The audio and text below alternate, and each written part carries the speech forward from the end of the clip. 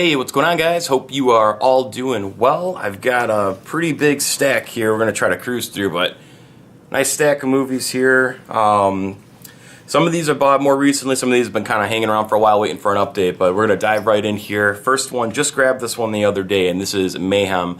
And this was a pretty fun movie. It's very similar in the sense of kind of like Belko Experiment. Again, didn't go quite as far as I was hoping it would have, the same way as Belko Experiment. There's a couple of scenes in here that I thought that they were kind of cranked to 11, but they didn't really show you 11. But it was still a fun movie. I really like Steven Yeun, if that's how you pronounce the last name. Samara Weaving from The Babysitter. The only other movie I've seen her in, the Netflix movie. And it's a Joe Lynch film. So I like Joe Lynch. Of course, him and Adam Green are great friends, do the Holliston show together and everything. So definitely wanted to give this one a shot. And I did thoroughly enjoy this. Would highly recommend checking Mayhem out. Next here we've got Colossal. And this has got such a gorgeous slip here. It's got this lenticular slip. And then different art on the actual casing here, which is awesome. This is just a really solid release for I believe this was a straight-to-DVD film. I don't remember this ever touching theaters unless it had like a very short limited run or something. But this here, I actually really enjoyed. The main reason I bought this here, I really like Dan Stevens. I'm a huge Dan Stevens fan from The Guest. And just really anything that I see him in, I want to give it a shot because I don't know, something about that guy I just love. But Anne Hathaway's in here, Jason Sudeikis. And this was a very unique film. It's, man, it's really hard. I don't want to like spoil this. It's really hard to talk about this without spoiling it, but it's very unique. Deals with a lot of different kind of emotions and everything in here. But I would definitely recommend checking this one out if you're just into unique, interesting movies that will give you something you haven't seen. I don't know where to go with that right now. Next up here we got My Big Fat Greek Wedding 2, and I really enjoyed this. I know this movie didn't get as much praise as the first one, and I definitely prefer the first one, but I myself am Greek, and these are just fun movies. I like both of these movies a lot because there's no no antagonist, there's no BS going on. They're just like family-friendly films that just have a very feel-good vibe to them. And we don't have a whole lot of those out there, and it's just kind of, you step into these people's lives for however long and see their every day, and then you hop out. So I enjoy these films though, a lot of fun. Next we got Clerks 2, and we all know Clerks, Kevin Smith, awesome guy. My favorite from him though, ironically, is Red State. I'm going to have to say I absolutely love Red State. Next here we've got DDP. This is the Positively Living 2-disc set for Diamond Dallas Page. My favorite wrestler of all time. I'm not really into wrestling that much anymore, but it was a huge part of my childhood. WCW with the NWO and all that was amazing. Diamond Dallas Page was always my favorite wrestler because he was kind of like that underdog, people's champ.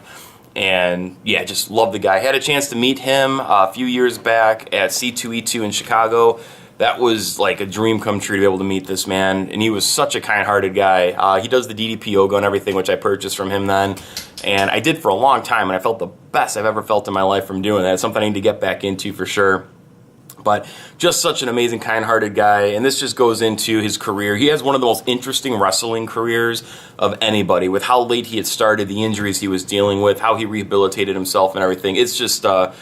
the guy, he's one of a kind, definitely one of a kind, and for the 10 minutes that I was talking with him, you could just tell, the guy just has a love for human beings. It's an amazing guy. I would definitely recommend that if you're a wrestling fan. Next here we got American Ultra, and this is a fun film. My brother got this for me actually, I think a couple of years ago now for Christmas, and we got around to watching it, and this was definitely a fun ride, something a little bit different. The Nice Guys. This was a really good movie. Really enjoyed this. I actually would like to, I've got to watch this again pretty soon because it's kind of been sitting on my mind and everything. But this was great. I'm totally blanking on Shane Black, thank you. So I also did Iron Man 3, was a big part of like the Lethal Weapon movies and everything, writing those. But he's doing the new Predator movie that's coming out as well. But this was a really good movie. Huge Ryan Gosling fan, and Russell Crowe was awesome in that as well. Next here we've got Black Mass, and this here I enjoyed as well, and this is just another one of those movies that just didn't go as far as I was expecting it to go. It's dealing with some pretty heavy subject matter, and, you know, they do a good job with portraying some of that there, but I thought that they were going to have Johnny Depp be a little bit more, maybe not menacing, but a little bit more intense. Good movie nonetheless, but it kind of tickles you a little bit and doesn't go all the way there, like, say, Goodfellas or something like that, but still a good movie. Next here we got The Revenant, and this has got an awesome open book here. Whoops, a little open flip book for the slipcover. This movie here, I didn't think it was anything like amazingly special, but it's beautifully shot, and I love a good revenge film and everything, so it's definitely a solid film. I don't know if DiCaprio should have got the best actor for this one as so much that maybe Wolf of Wall Street. I'm sure a lot of people could kind of agree to that, but he does put himself through hell in this movie, which is probably a huge reason as to why he got it. But there's definitely some weird things in this movie that don't stack up with different weathers and stuff like that, but it's beautifully shot and good revenge tale for sure. Next here, we've got Baywatch, and this was kind of fun, actually. I don't think this is, by any means a great movie, but I kind of popped it in where I was just one of those moods. I didn't really know what I wanted to watch, and I was kind of just open to whatever I was going to watch, and I actually wound up kind of enjoying this here. I thought it was going to be a little bit more hard R. It hits the R, but I didn't think it was going to be quite as light as it was. There's no nudity in this here except showing a dick, so that was kind of surprising. But The Rock, always charming, and then Zac Efron, actually, I don't know how much I've seen from him. I know he kind of started off with the High School Musical and all that stuff, but I actually really liked him in this movie, so I'm kind of interested to see some of his other stuff that might be coming up here, because he actually did a good job. I actually really liked his character. Next here, and this was phenomenal, and that is Wind River. This movie, this guy, and I'm blanking on his name right now too, Taylor Sheridan. This guy is a force to be reckoned with. So he wrote Sicario, wrote Hell or High Water, and then this here is his directorial, I think it's his directorial debut. This guy is a force. He got Sicario 2 coming out as well, but this is just go see this movie. The guy, there's such an omniscience about his movies where the score really kind of takes over. There's nothing much to the score, same way like Sicario and Hell or High Water, but it's very haunting and just makes the visuals that you're seeing that much more intense. And this is really just, on an Indian reservation, this Indian girl ends up, being dead, found, miles away from where she could have actually been. So how the hell did she get out here, and it kind of unfolds from there. It's based on true events. I don't know how much of this is true, but it's just amazing. Just a guitar string winding and just tense until it all unfolds. And this is, man, filmmaking at its best right there. And this guy, Taylor Sheridan, keep an eye out, because he is definitely a force to be reckoned with. Next here we got The Big Sick.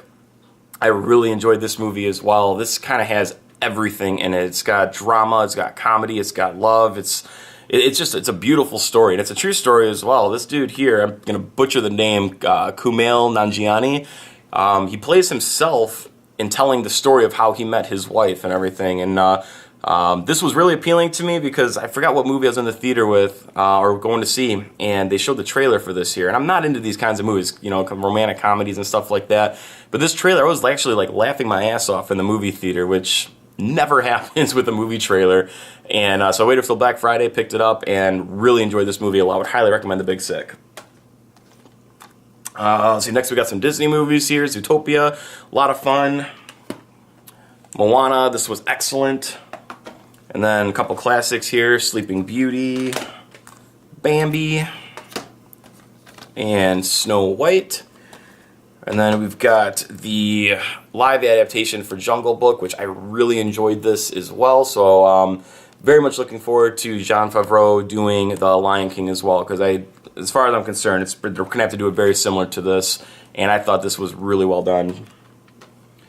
All right, then we've got X2, and this is just a double buy. I had this on DVD, and I was just kind of upgrading everything to Blu-ray. But a nice slip there with Nightcrawler. Great movie, of course. Next, we got some stuff for the Cubbies. World Champions Cubs. I've had these for a while, just have not shown them in an update. Just what a fairy tale story for the Cubs to win the World Series. Huge Cubs fan, and just so stoked that they pulled this off. Fun fact with the Cubs World Series is earlier that year, like in February, it's my daughter's golden birthday that year, so we were taking her to Disney, and we booked the trip right over the World Series. So not knowing that the Cubs were going to be in the World Series, and just wasn't thinking about dates or anything. So we're down in Disney and constantly running back and forth with my phone in the hotel to watch the games and all that stuff. My buddy stayed on the phone with me for all of Game 7, watched the entire game together, like on speakerphone back in the hotel, which was amazing. But yeah, super stoked. This year is just kind of talking about the whole World Series documentary, narrated by Vince Vaughn, which is super cool. Another huge Cubs fan, Chicagoan and stuff. Awesome. And then we also got the full World Series here, and this is great. This comes from Shout Factory, which is the umbrella branch, the Scream Factory and everything. So they do a great job with their releases, and I was so stoked they were putting this out. But, you know, we got reversible artwork there, which is cool. The Chicago Cubs and the World Series champ. Nice slip. And this is a 8-disc set. Yeah, so it has every game of the World Series and then Game 6 of the NLCS.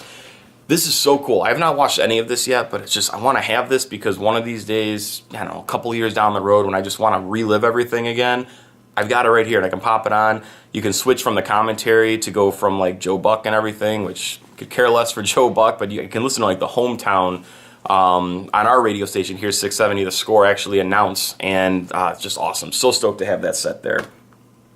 Last but not least, my friends, for this update, we have got the Bourne Collection, and I still need to see the, not the last one, but the one with Jason Renner, or Jeremy Renner that's in here.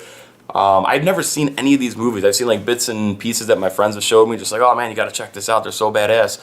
And these were fun movies. I wasn't like in love with any of them, but I thought they were solid movies. It didn't really grab me. I don't know, maybe it's just not my kind of movie or anything, or maybe they were overhyped for me for so long, but I do enjoy them. I don't know if it's something I go back and watch again, but I'm happy to have this set. I still gotta watch the last one and then the most recent one that they came back with Matt Damon on.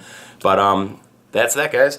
So that's it for the update this go around. Plenty more to update here. Now I can finally categorize all these and put them on the movie shelf, because that's what they need to do, update video, then they go on the shelf. So thank you guys again. Can't thank you enough for all the support with everything here. Please leave me some comments down below if you've seen any of these titles. Love to hear your thoughts on them, and what have you guys been watching recently as well. If you're new to the channel, please make sure to subscribe, and I will catch you all next time.